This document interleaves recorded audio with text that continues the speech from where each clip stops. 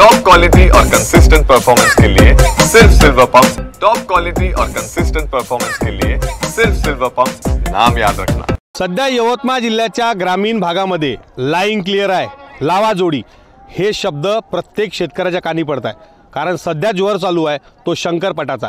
सध्या शेतकऱ्याचा रगी आणि खरीप हंगामातला मदतला जो काळ असतो तो विरंगुळीचा असतो आणि अशातच सध्या वातावरण सुरू आहे ते शंकरपटाचं। आपल्यासोबत यवतमाळ जिल्ह्यातल्या शंकरपटावर सगळ्यांचा आकर्षणाचं केंद्रबिंदू ठरलेली एक महिला धुरकरी आपल्यासोबत आहे। ताई, तू कधीपासून या पटात सहभागी झाली आणि तुला नेमकं काय वाटतं शंकरपटाबद्दल? मी 4 वर्ष झाले शंकरपटामध्ये सहभाग घेत आहे आणि माझ्या घरी स्वतःचे बैल आहे।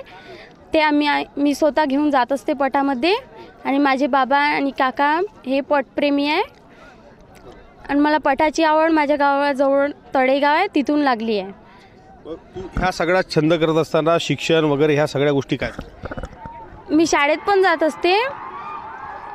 11वी सायन्सला आहे मी धामणगावला सेपलामध्ये।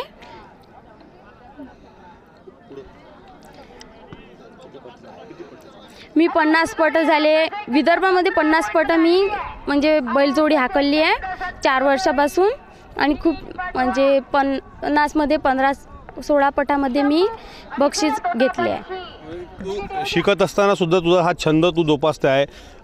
पुरुष या खेळात सर्वाधिक पुढे असतात, अशात तू एक महिला म्हणून पुढे आलेली आहे, तर तुला काय वाटतं? मला खूप अभिमान वाटतो माझ्यावर, कारण मी महिला धुरकरी आहे आणि मला खूप साऱ्या ठिकाणी बोलावले जाते बैल हाकलण्यासाठी।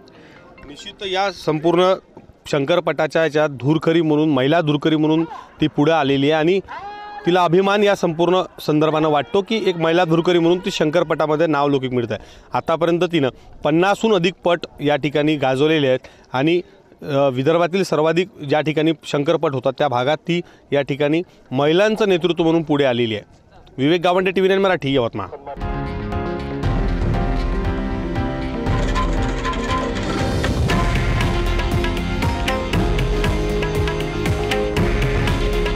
हे आहे देशातील नंबर 1 न्यूज नेटवर्क आणि आपण पाहत आहात TV9 मराठी।